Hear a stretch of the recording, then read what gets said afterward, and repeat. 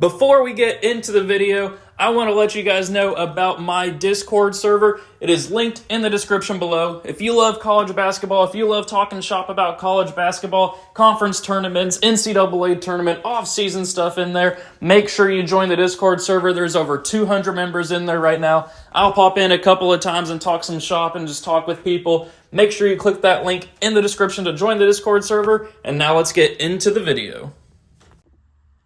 Sup guys, it's Alex here, and welcome to the Atlantic 10 Conference Tournament Predictions. This is a video that I wasn't planning on making, but I've gotten some requests over in the Discord server, actually. So if you were the one that commented, I cannot remember the username that commented and asked for the Atlantic 10 Tournament Predictions, but I checked the Discord server. If you tag me, I'll take a look at it. They requested the A10 tournament predictions, and here I am to provide.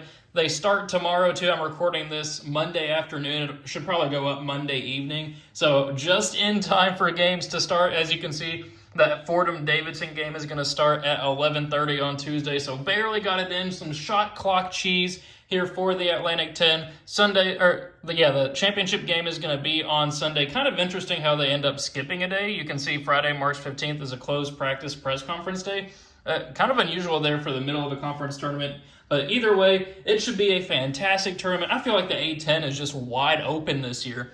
I mean, just kind of taking a look at the teams, you have number one Richmond, who really, once you started the conference tournament season back in January or so, like they weren't really mentioned too much. I mean, it was pretty much Dayton's conference to lose.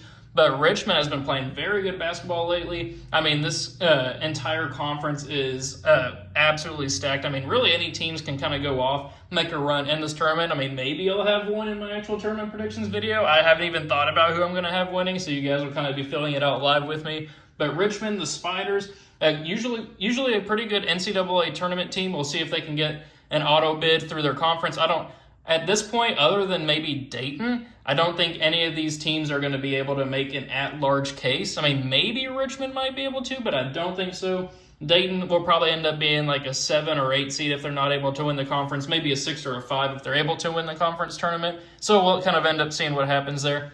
But then Loyola Chicago, number 2 there, I feel like that's out of nowhere too. I'm pretty sure last year they had like an 8-20 record or something crazy like that. I know they had new coaching, kind of some new blood in the program. But showing up as a 2 seed here in the Atlantic 10 Conference, what a season for the Ramblers. I mean, everybody loves Sister Jean, you know, that crazy tournament run from 2018, then that crazy upset against Illinois a few years ago, the number 1 overall seed back when Loyola Chicago was an 8. But here, I mean, they have a chance to go back to the tournament. We'll see if they can make a run here in the Atlantic 10. Then you have Dayton, who at one point was projected to be a 3 seed, I believe, in the NCAA tournament. They were getting close to being a top 10 team in the AP poll, but have kind of faltered down the stretch a little bit. Kind of disappointing. I would love to see Dayton at least challenge for maybe a 2 seed or whatever, especially after a few years ago back when they had Obi Toppin and they were going to be a 1 seed in the NCAA tournament, but then we all know what happened with the tournament getting canceled.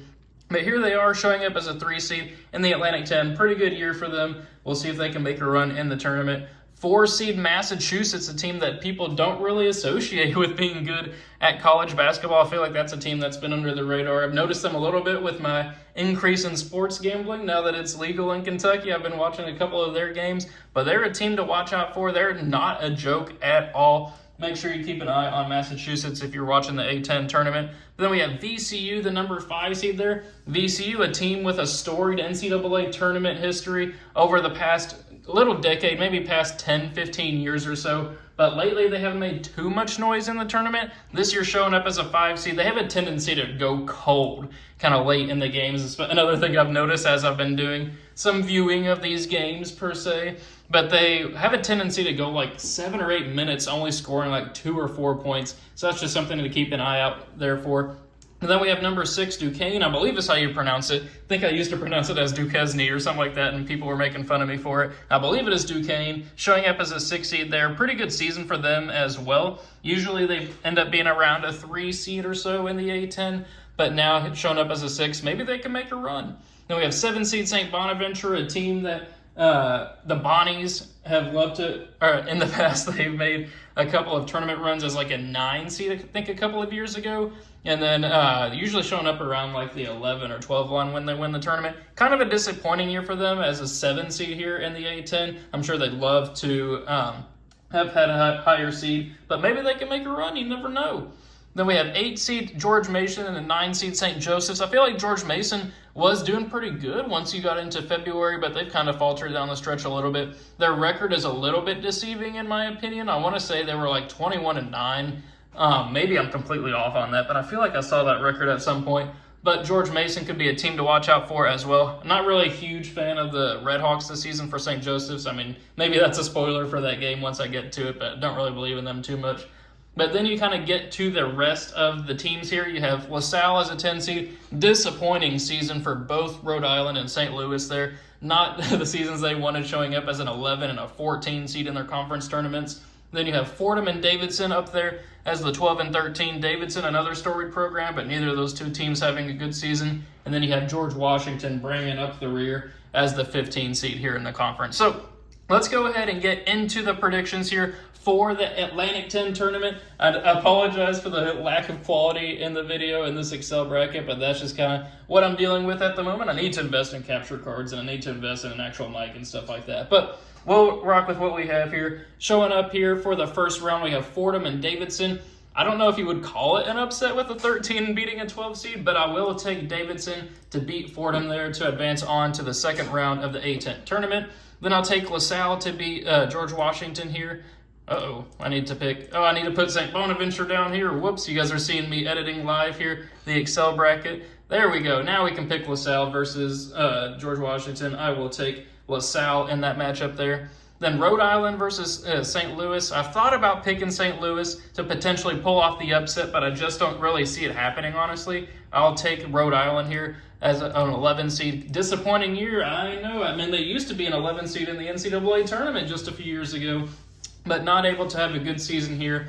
But we move them on to the second round, beating St. Louis, who's kind of looked hapless a little bit this season. So, starting here in the second round, as I mentioned earlier, don't really believe too much in St. Joseph's, so I will take George Mason to move on here past St. Joseph's. VCU and Davidson, I would love to pick an upset there. As I mentioned, VCU has a tendency to go cold, but I don't think it's going to happen here. I will take VCU, the Rams, to move on past Davidson, advance on to the A10 quarterfinals. Then St. Bonaventure versus LaSalle. Maybe that's a fault of me, but I feel like I haven't really heard too much about LaSalle. Maybe I haven't been watching enough of their games, but I will take St. Bonaventure here to move on to the quarterfinals. Then we have Duquesne and Rhode Island. I'm actually going to take Rhode Island here, pulling off the upset, 11-6. Maybe I'm not giving Duquesne the respect they deserve, but I feel like Rhode Island's been playing better basketball lately. Maybe they'll make a run. Usually there's a team that makes a crazy run in the A10 tournament. This is always a conference that has bid thieves once you come to the actual NCAA tournament. They love to have like a 4 or 5 seed